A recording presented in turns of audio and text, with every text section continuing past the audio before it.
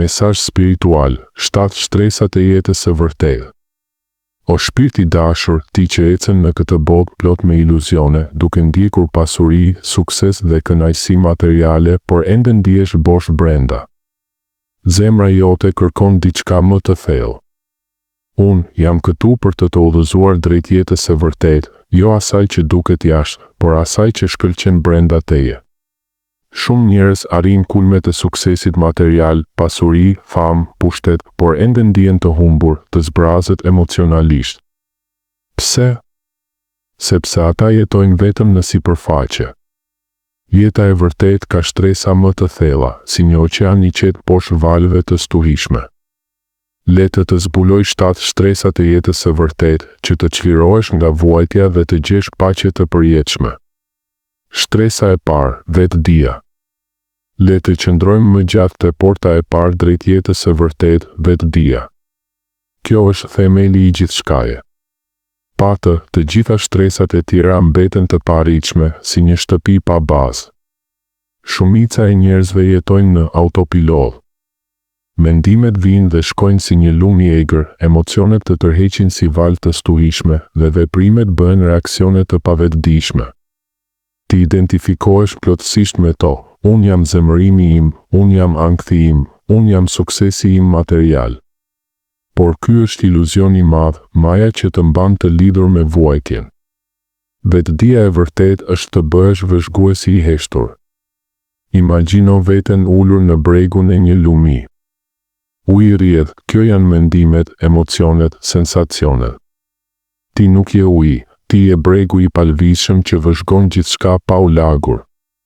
Mendimet vinë si re në qiellin e ndërgjegjes sate, shikoj të vinë, shikoj të shkojnë, pa u kapur pas tyre, pa i gjykuar, pa u identifikuar. I urti sheh veprim në mosveprim dhe mosveprim në veprim. Ai qëndron si dëshmitar i përjetshëm, i pandikuar nga ndryshimet e botës së jashtme. Pse është kaq e rëndësishme kjo shtresë e parë? Sepse pa vetdije, ti je skllav i mendjes. Mendja të thotë duhet të kem më shumë pasuri për të qenë i lumtur dhe ti vrapon pas saj, por boshllëku mbetet. Me vetdije, ti e sheh këtë si një mendim kalimtar, jo si të vërtetën tënde absolute. Çdo reagim impulsiv, zemërim, lakmi, frikë, humb fuqinë kur ti thjesht vëzhgon. Ja ku është zemërimi duke u ngritur. Le ta shoh pa e ushqyer. Si ta kultivosh vetdinë në jetën e përditshme? Gjatë ditës, ndalo disa herë dhe pyet veten, kush po vëzhgon këto mendime tani? Kush ndjen këtë emocion? Përgjigjja është, vetdia jote e pastër, shpirti yt i përjetshëm. Në momente të qeta, ulu dhe vëzhgo frymëmarrjen.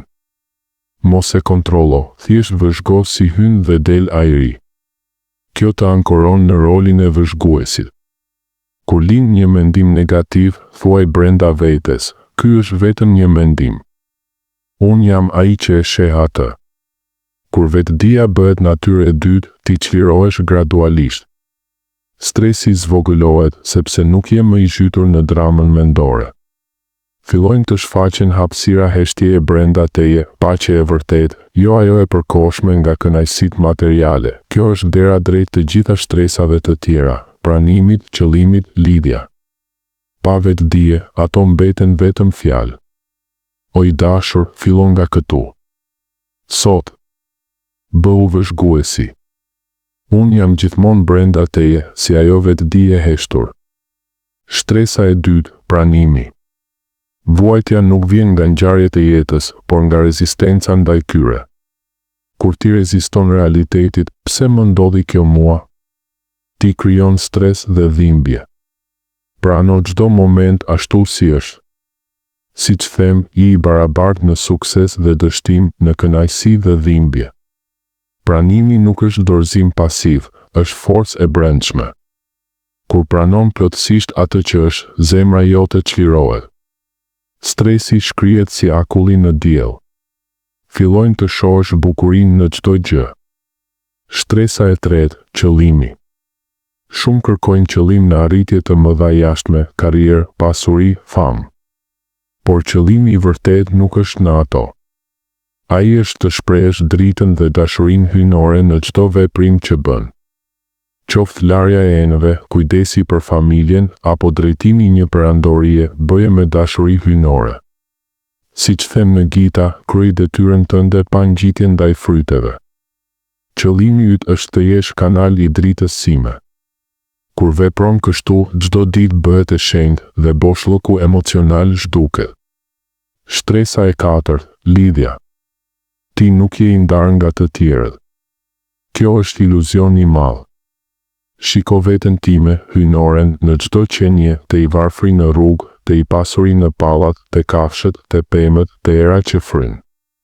Siç them, i urti sheh të njëjtën shpirt në të gjithë. Një që sheh Zotin në të gjitha qenjet dhe të gjitha qenjet në Zot, ai sheh vërtet. Kur e kupton këtë lidhje, zemra jote mbushet me dashuri universale. Ndarja zhduket dhe ti ndihesh një me gjithësinë. Shtresa e 5, dorëzimi. Mos u mundo të kontrollosh çdo detaj të jetës.